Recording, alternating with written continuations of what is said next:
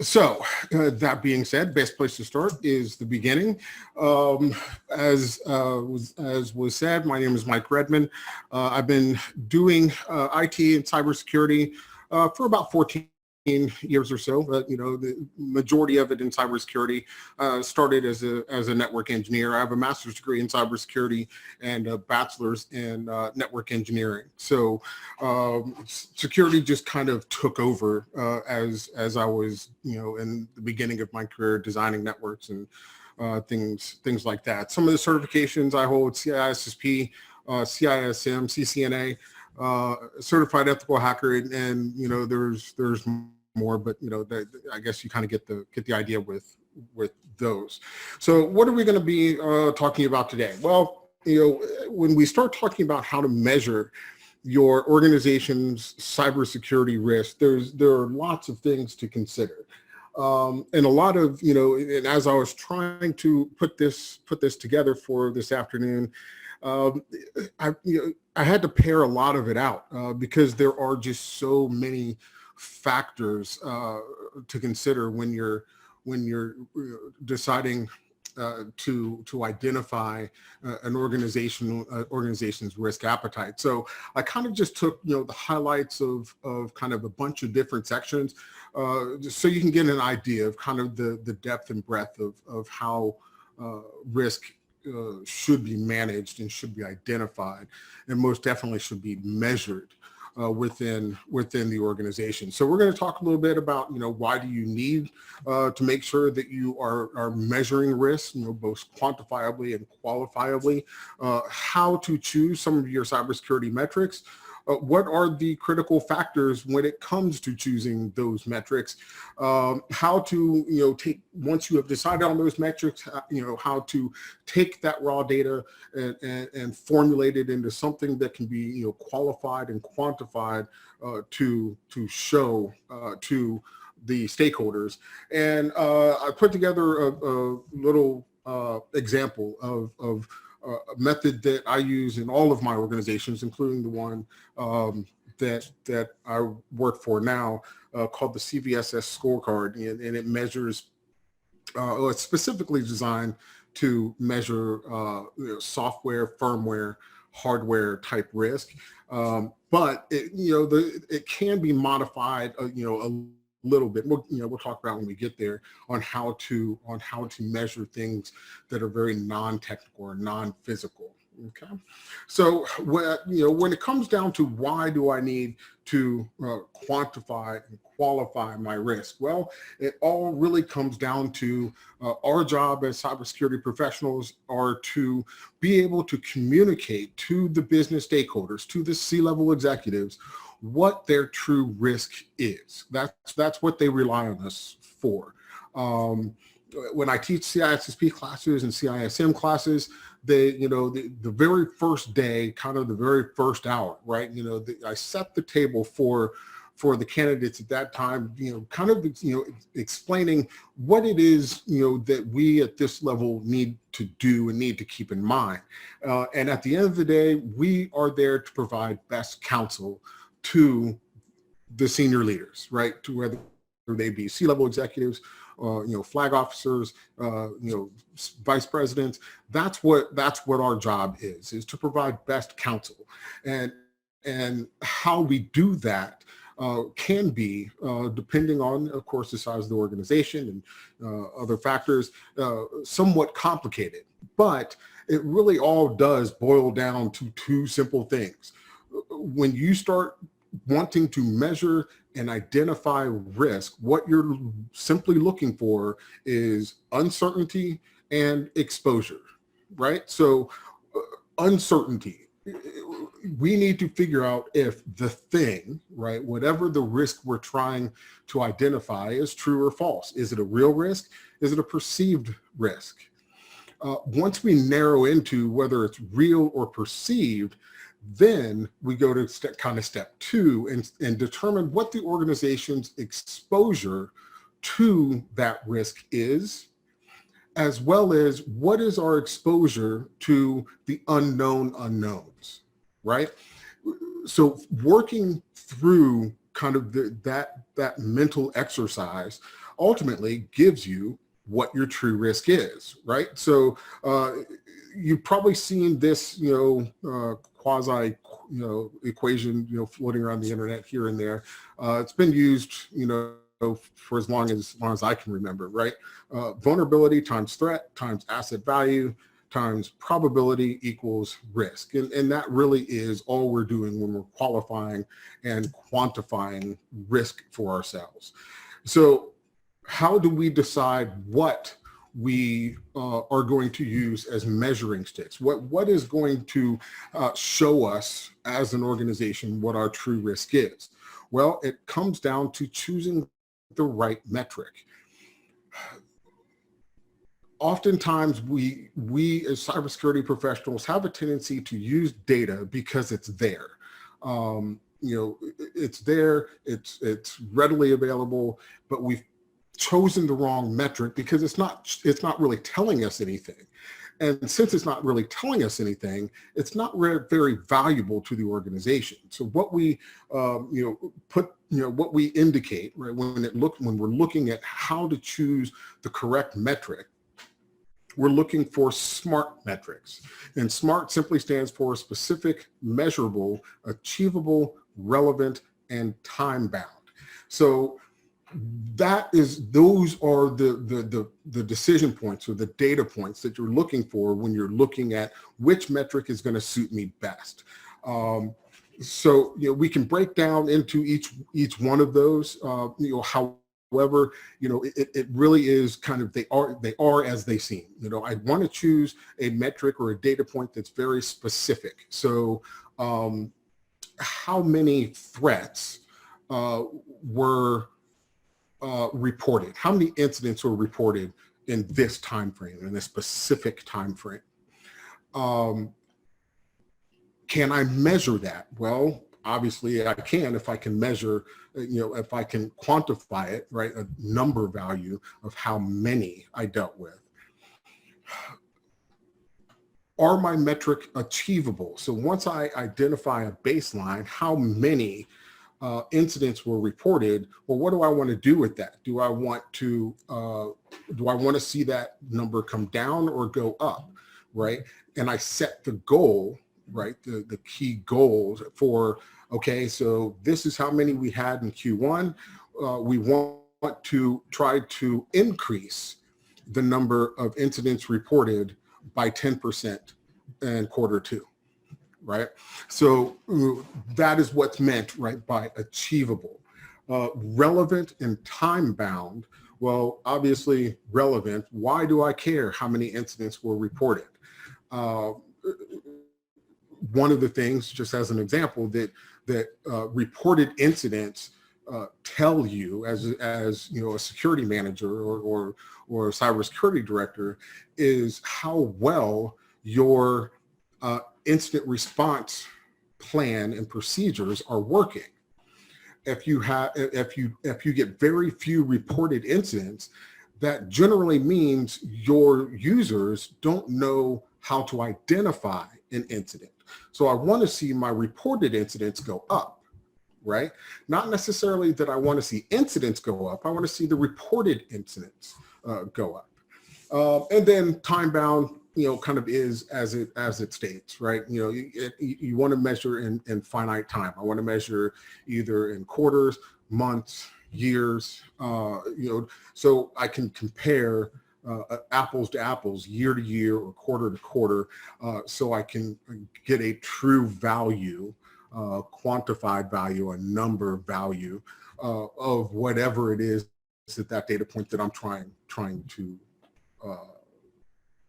read.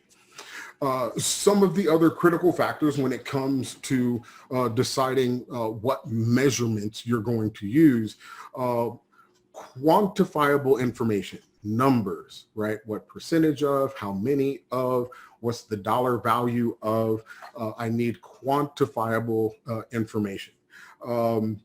As we stated, the data points should be readily available. You shouldn't have to buy a new tool to extract data. It should already be there in the tool sets that you have. right? So it comes down to trying to reduce the overall cost of security in an organization. If I have to buy a new tool to measure a data point, I probably have selected the wrong data point to try to measure.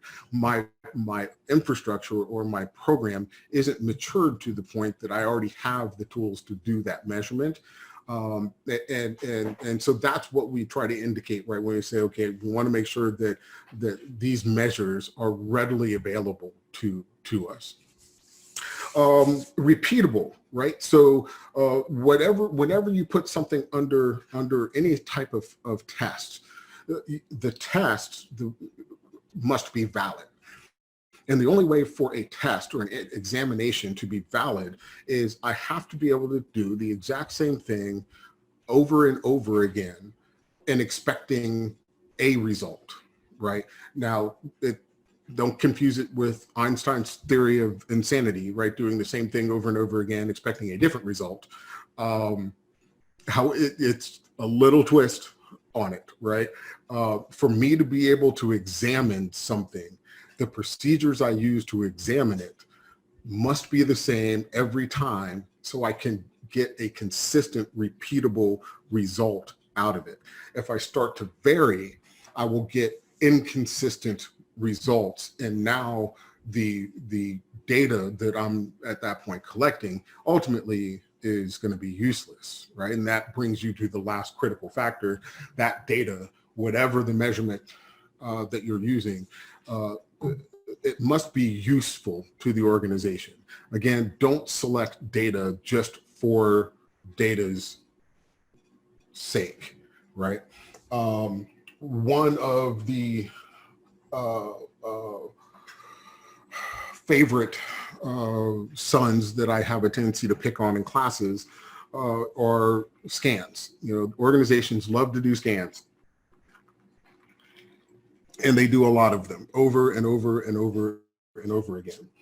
And they bring back these numbers that are truly useless to you because they're not grounded in truth for anyone, right? If I run a Nessus scan and the Nessus scan comes back and says that I have 500 patches missing across my infrastructure, well, that number doesn't tell me anything, right? It tells me I'm missing patches on a number of systems, but how many systems and what do those systems do, right? That's something the scanner can't tell you. The scanner is going to tell you, we scanned 500 systems, and of those 500 systems, we found 500 missing patches. Well, that could have just been one missing patch per system, which would tell me, oh, well, I'm doing pretty good. I'm at 99.5% on my patch levels. Or it could be a pocket of 100 systems that these 500 missing patches were found. But why were they in that pocket of systems? What is possibly special about those systems as to why we didn't put a particular patch or sets of patches on it? And so if I begin to react on just this raw data, I can do more harm than I'm actually doing good by patching the machine because I chose the wrong metric to tell me the story. Okay. I hope that makes sense to you. If it ever doesn't, feel free to drop a question in the chat box, and I'll clean it up for you as best I can. So this is kind of more of the same, and I just wanted to give you as many words as I could to kind of tell you the same story, because choosing the right metric is how the program survives, right? I'm actually in the middle of setting up a brand new cybersecurity program for an organization that never really had a cybersecurity program. Educate them as the program builds. Part of the education right? And sometimes in a very selfish way, part of me showing, how am I earning my check every day is by selecting the right metric for either the IT department or the executive management or the vice presidents or what have you, for them to watch for trends as to whether or not the program is doing well or doing as expected at a point in time. Right. But if I start selecting improper metric or metrics that are not useful, it can guide you to different trend points that will start, well, it's what I generally say, it'll start lying to you, right? You'll start chasing ghosts because the metric is not accurate for what you think you're looking at it for. And we'll go into that just a little later. Some of the things that you might want to consider as far as which are good metric to select or better metrics to select, things like your level of preparedness, right? Are your what have you decided is your patch level? Ground it in a number. We want to be at 95% of all systems patched over 1 month or over 3 months or whatever is your organization. That is a good kind of yardstick to identify, okay, how well is our patch management program working? Are we able to patch the systems in a timely manner the way we want to? And then, if you fall short, then okay, so let's go look at why did we fall short within our patch management program. Unidentified devices on your internal network or on your network in general. This is especially important and becoming more and more important in today's world, where more and more organizations have moved to BYOD. People, bringing their own mobile devices, phones, tablets, laptops into the organization and connecting to the network or attempting to connect to the network. You should have an IDS device or an IPS device on your network that should be alerting you to devices that are attempting to connect or have connected to your protected infrastructure, whether that be your internal network, maybe you have an extranet, or maybe it's unknown devices connecting in the DMZ, right? So, but that is a good metric to be able to identify what is your basic cyber hygiene health within the organization. Are we identifying possible attack vectors with these unknown devices? Intrusion attempts. So I kind of touched on that a little earlier with how many reported incidents do we have. So with intrusion attempts, how many attacks did our firewall identify versus how many attacks did our firewall neutralize? And that is a number that is not always going to be 100%, right? There are going to be things, believe it or not, there's going to be things that your firewall will identify the attack, but it won't be able to prevent the attack, either because maybe the firewall has a bad ACL on it, or maybe it identified it or misidentified the attack, so the attack became successful. And those are those are the numbers that you want to be able to track. How many times was our boundary knocked on, right? How many people were knocking on the door versus how many intrusions were successful?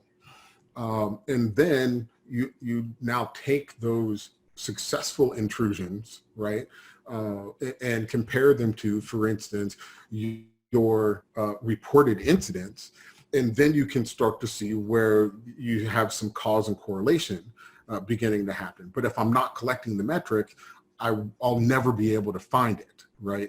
And these are things that happen so frequently that going back after the fact, right, going back and doing the forensics on the firewall logs and things like that, it's very time consuming versus having a tuned SIM in place that is going to be collecting all these logs, correlating them for you, and sending you alerts for things that you find important.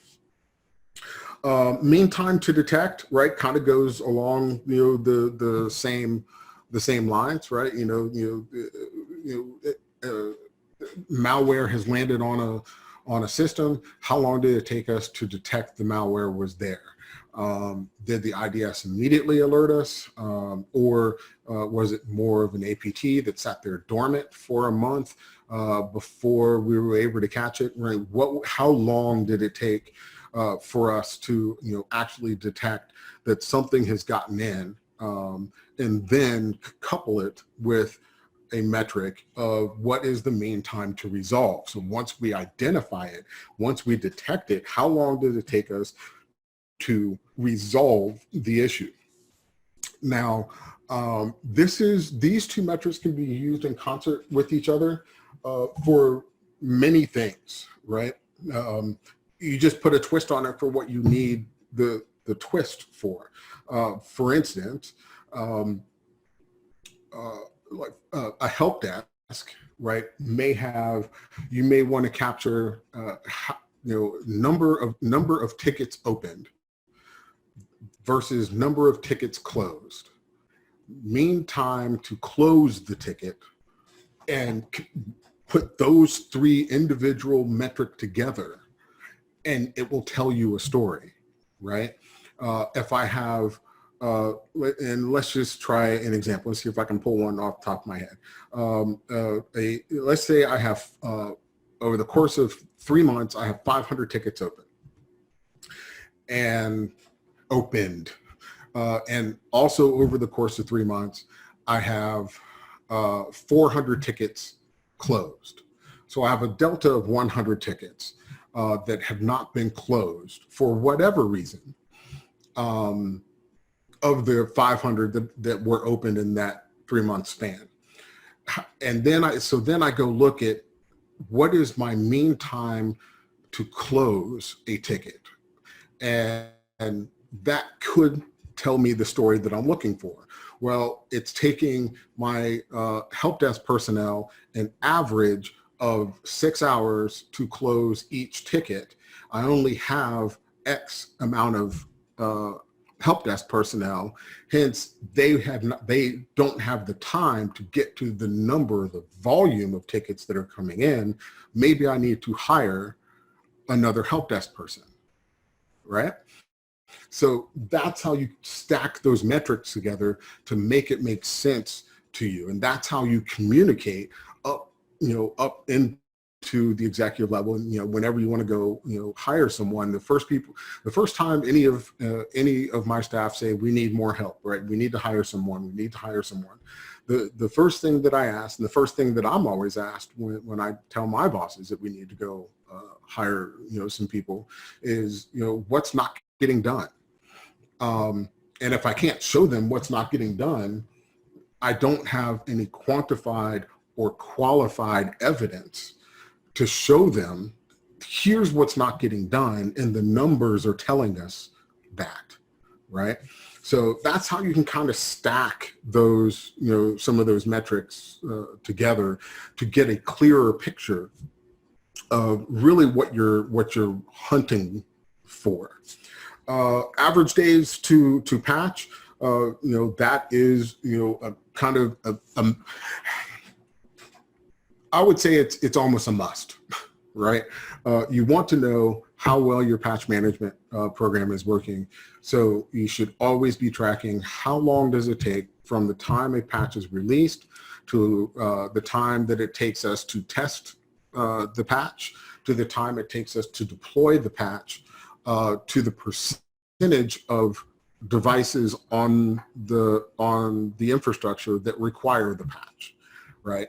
And at which point do I declare victory, right? Do I declare victory at the time it took for the patch to be released, to the time we recognize it was released? That probably is not going to be a good measurement for you, simply because you haven't done anything yet, right? Really. However, if you notice, right, that you're missing a lot of patches, right? Patches were released 6 months ago, and for whatever reason, they haven't even been acknowledged or deployed yet. Well, that may be a metric you now want to begin to capture to try to figure out what is it that we're missing as to why patches are being released by vendors and it's taking us 4 months to even acknowledge the patch exists, and then however amount of time it takes to test the patch and deploy the patch. So that's why I say I can't give you an absolutes with this, right? And nor is it just days to patch, right? Because there are sub functions within days to patch that you'll need to define for yourself, and for what what looks like in what right looks like in your organization. Cybersecurity awareness training. So cybersecurity awareness is one of those things that is getting, I'm going to say, more attention. Whether or not it's the right attention or not, we can leave open for debate, but it is getting more attention to the point that people realized for a very long time that your annual cybersecurity awareness training was nothing more than a paperwork drill where you looked at the PowerPoint. Some people didn't even look at the PowerPoint. They just go to the last slide of the PowerPoint where the certificate is, you sign it, send it back to the security manager. Where now it is starting to be realized, recognized, and required that not only are you providing cybersecurity awareness training, but some measure of understanding that what you provided in your training was understood by the end user, right? And that can be done in a variety of ways, right? It can be done either through direct testing, right? Here, look at this PowerPoint. Here are some questions to answer.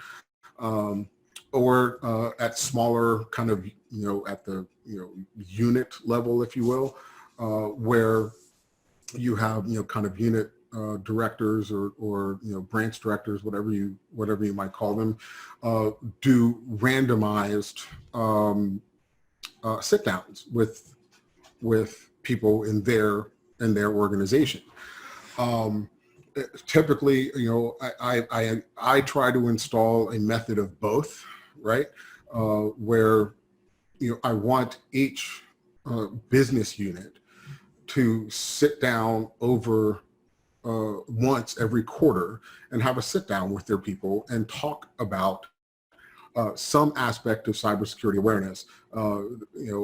They can choose it, or they can have me choose it for them, and then report how well their people, A, participated, second, understood the concepts that you were trying to get across. It's not good enough anymore to just provide the training.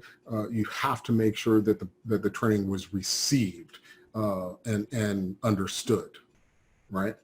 We talked about number of cybersecurity incidents reported. Again, this is going to be wide and varied, depending on the maturity level of your organization.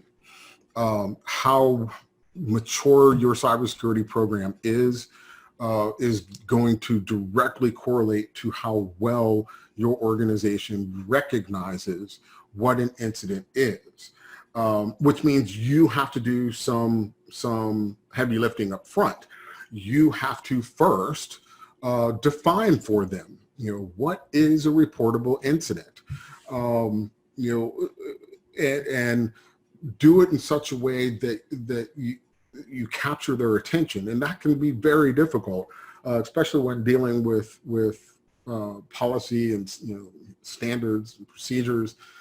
People have a tendency to use way too many words to get their point across, and users don't want to read a novel just to figure out what a reportable incident is.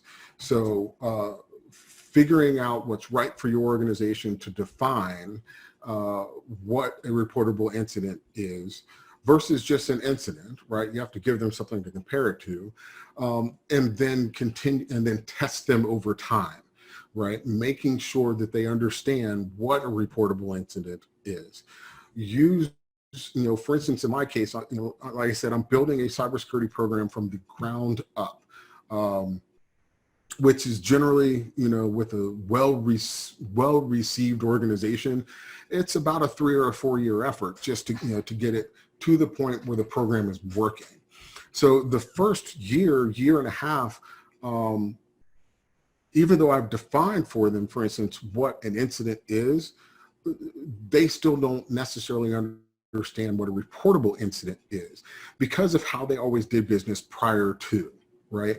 So I spend a lot of time, all my days within this organization in meetings and teaching, right? When this happens, this is something that we want to know about, right? This is something that causes a problem for us. We want you to report that, right? So I use incidents currently as teaching opportunities, less than someone getting in trouble for not reporting something, right? Because they just don't know what they don't know yet. Now, 3 years down the road, after we've had time to let the program kind of bake in, then, right, we'll start collecting a different metric, not only about incidents reported, but how accurate the report was. Did they capture the information that we asked them to capture prior to IT getting there? Did they do the right actions, right? Did they turn off the computer or did they unplug the computer from the network? Were they there at the computer when the IT person arrived to help and triage it, or did they leave the computer unattended, right? So we're not to that point yet in the program, but over time, that will be a metric that we add when we're trying to identify how well our incident response plans and procedures are actually being understood. So all of this and all these different metric points, where do I get them? Why do I need this? Should I use that? What do I do with this? At the end of the day, they're numbers, right? They're all quantified numbers. Now, I don't give very many absolutes, but I'm going to give you 2 basic absolutes. You cannot have a reliable assessment that is purely quantitative in nature, right? So that's your first absolute. You cannot have a reliable assessment that is purely quantitative in nature. Your second absolute is you cannot have a reliable assessment that is purely qualitative in nature. So we spend a lot of time discussing quantitative numbers. So now we'll spend a little bit of time with qualitative. All qualitative is, it's how you feel. It's a warm fuzzy. It's what I think. It's not grounded in anyone's reality but mine. This is where you get these words like likelihood and probabilities. What is the likelihood of something happening? Well, if I've worked in an organization prior, that this happened all the time, I would adjudicate that the likelihood is high, versus another person coming from a different organization where this particular whatever we're talking about didn't happen very often. They would indicate that the probability is low. So it's purely subjective based on who is viewing the problem set, right? So that's all qualitative data is. But I need it because without the qualitative data and the quantitative data, I can't ground the total data set into truth, right? So if I went around the room and said, okay, so John, you're a 2, Jack, you're a 3, Mike, you're a 5, Jason, you're a 9, Andrea, you're a 10. Nobody would know what those numbers mean. They would just know that they were assigned some random or seemingly random number. that is what it's like to have a purely quantitative analysis. So I have to ground it in something. I have to ground it in some universal truth that they can then lay over top the numbers that I gave them. So on a scale from 1 to 10, 1 being the best, 10 being the worst, Jason, you're a 5. Jack, you're a 10. Andrea, you're a 1, right? So now they have something to ground the truth into. And so that's what we mean by say you have to have, for a good assessment, for good, to be able to truly adjudicate what is real, you have to have both quantified and qualified data and lay them on top of each other. So what I want to do is I want to show you quickly one of the methods that that I use in all of my organizations. I've used it for several years now, that allows me to tell a story to senior leaders on what their true risk is. Right now, again, this is all based, the CVSS scoring is primarily designed for software, hardware, firmware type risk assessments, right? However, like I said, you can tweak it a little bit, right? And you can adjudicate other factors. But in the interest of time, we're just going to go kind of with straight how the calculator works. So you can walk away, and if you want to try it on your own, in your own organization, you have an understanding of how to do it. So basically, the CVSS scoring is it's comprised of 3 metric groups: a base group, a temporal group, and an environmental group. You're going to get a score on a single thing, right? And with the CVSS scoring, what they're doing is they're adjudicating what we call CVEs, or common vulnerability. Oh my gosh, I forgot the E. It'll come to me. We're a single CVE for a particular piece of software, right? And what you need to do is you need to get a base score first.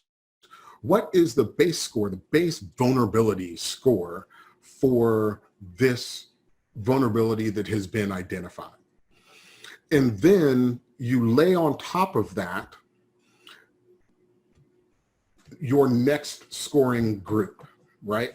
So you'll start with one scoring group, which is your base group.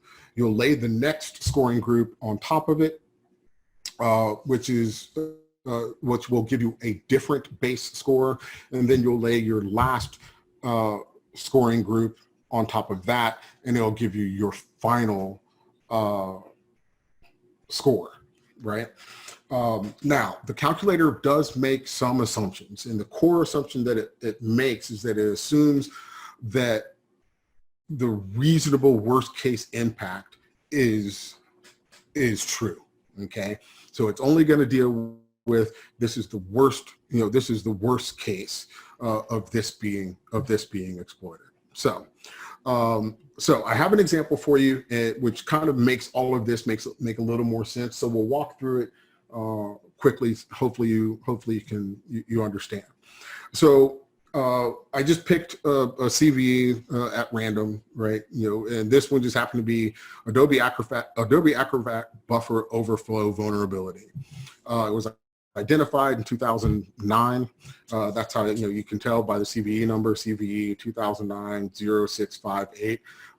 All the CVE numbers move incrementally, and they switch over at the year boundary. So this was the 658th vulnerability identified in 2009, right? So that's what that number means. So the base vulnerability was that Adobe Acrobat and Reader version 9.0 and earlier are vulnerable to buffer overflow caused by improper bounds checking when parsing a malformed JPEG-2 image stream embedded within a PDF document. The attack is that the vulnerability can be exploited by convincing a victim to open a malicious document on a system that uses a vulnerable version of Adobe Acrobat or Adobe Reader. So send them a PDF, with this malformed JBig2 image, now I have set the conditions for the buffer overflow. Okay, that's essentially all that means. So first thing I do is I get my base CVSS score, and it looks something like this, right? And what you see highlighted in green are what the CVSS base starts with. So what is the attack vector? It's a local attack. It's going to cause a buffer overflow on a single machine. What is the attack complexity? It's a fairly low complexity. Anyone can embed an image into a PDF.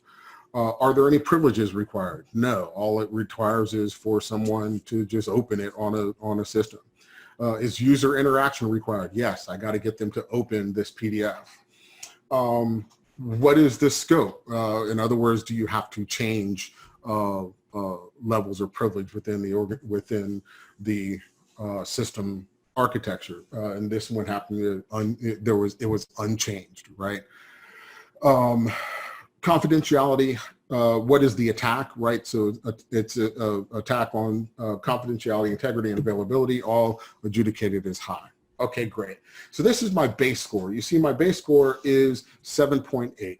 It's a 10-point scale. So this is probably something that I want to make sure I've patched my Adobe readers or my Adobe pros out there, because that's a pretty high vulnerability. However, now I need to lay my temporal score on top of that. So what is my temporal score? My temporal score basically is it real? Is this a real issue that we have to deal with? And you see, and the ones in green are the ones that I selected. These are selectable by you. So what is the exploit code maturity? You see I have options here: unproven, proof of concept, functional, and high. All those mean are this vulnerability, like for instance, unproven. This vulnerability exists. We know it exists. However, we have not been able to recreate it in laboratory settings. Versus proof of concept. The vulnerability exists, we know it exists, and we're able to recreate it in laboratory conditions, but we're not seeing it in the wild. Functional.